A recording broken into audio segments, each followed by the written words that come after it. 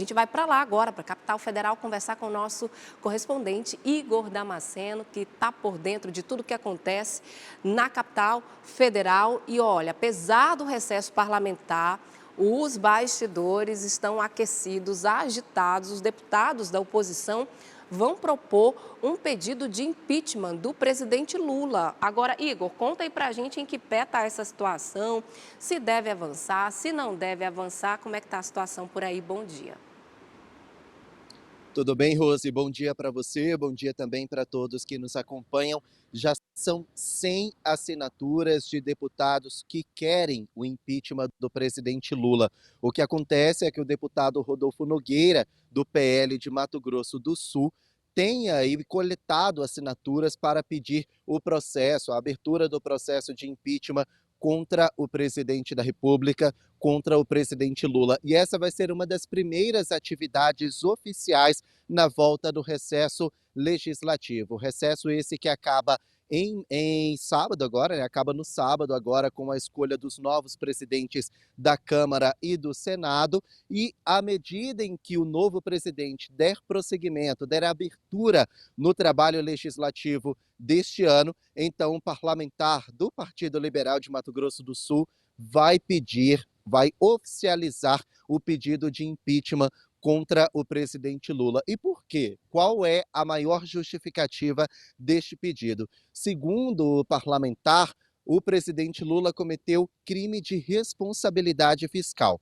O que acontece é que o Congresso Nacional ainda não aprovou o orçamento de 2025. Então, o governo federal não sabe ainda qual vai ser o orçamento que vai ter neste ano, quais são as medidas prioritárias, quanto cada ministério vai dispor para poder investir ao longo de 2025.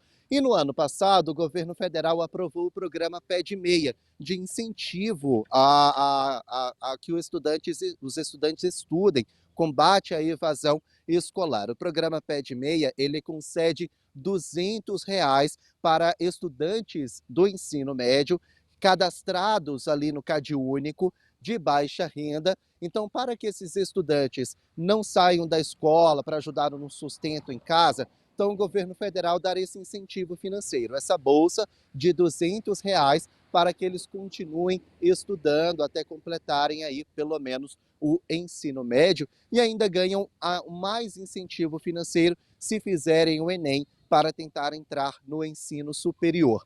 Pois bem, algo em torno de R$ 6 bilhões é o que esse programa Pé de Meia deve custar ao longo de 2025. Como o governo federal ainda não tem orçamento, então ele utiliza ali parte de fundos para a educação. O único dinheiro que o governo tem neste momento serve para despesas obrigatórias, pagamento de salário de funcionários públicos, para manter as instituições públicas funcionando, é uma despesa provisória de uso emergente. Não pode usar para financiar outros programas. Então, o governo federal pegou para financiar, nesse início de ano, o Pé de Meia, parte do dinheiro de fundos para a educação. O Tribunal de Contas da União suspendeu parte desses recursos, alegando que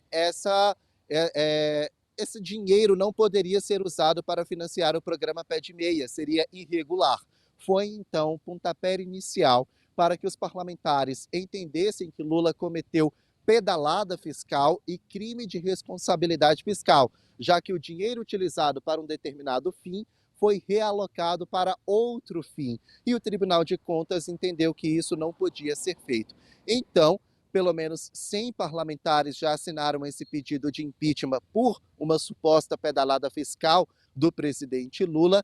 O ministro da Fazenda, Fernando Haddad, disse que essa situação já está contornada, que a situação já está começando a se resolver, mas o fato é que já há assinaturas suficientes para esse pedido ser oficializado já na semana que vem, e agora mais parlamentares devem aderir a esse pedido de impeachment. Tem parlamentar, inclusive, de partidos que fazem parte do governo federal, que estão ali aliados ao governo federal. Ou seja, a situação para o presidente Lula não está das melhores neste ano. Até o momento, o presidente não se posicionou sobre esse pedido de impeachment, viu, Rose?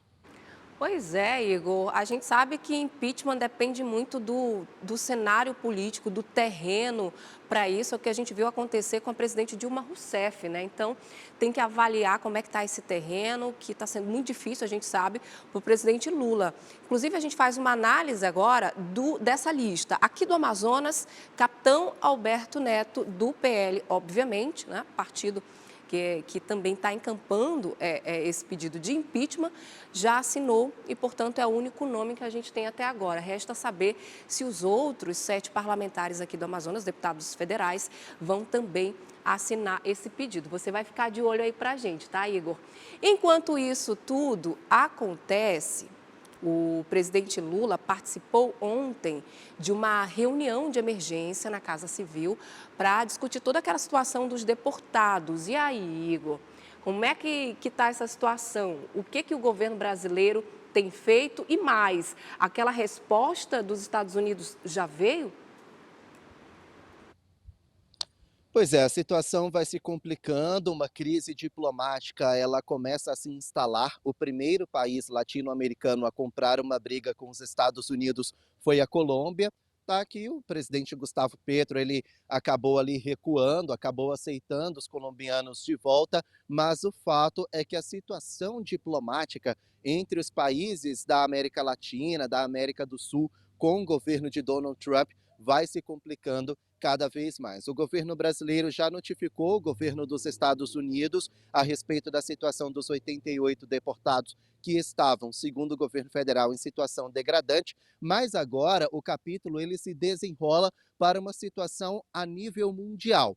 Existe uma organização chamada de Organização Internacional para Movimentos Migratórios, que dá apoio financeiro aos países que recebem migrantes e refugiados, inclusive o Brasil.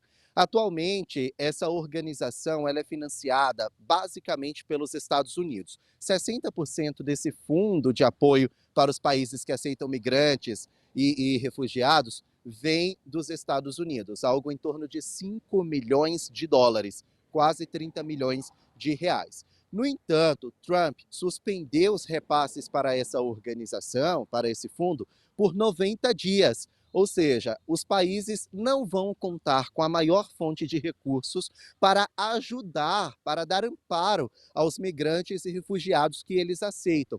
E aí o presidente Lula ele fez uma reunião de emergência para decidir como é que vai ficar essa situação. Por exemplo, o Brasil recebe muitos venezuelanos, recebe muitas pessoas do continente africano. Ou seja, como que vai ficar o amparo para essas pessoas se os repasses da maior fonte de renda, os Estados Unidos, estão praticamente suspensos por pelo menos 3 meses? É exatamente isso em que o presidente Lula quer encontrar uma solução. A saída encontrada nesse momento é que o orçamento destinado para ministérios envolvidos nesse debate sejam utilizados para ajudar os migrantes e refugiados.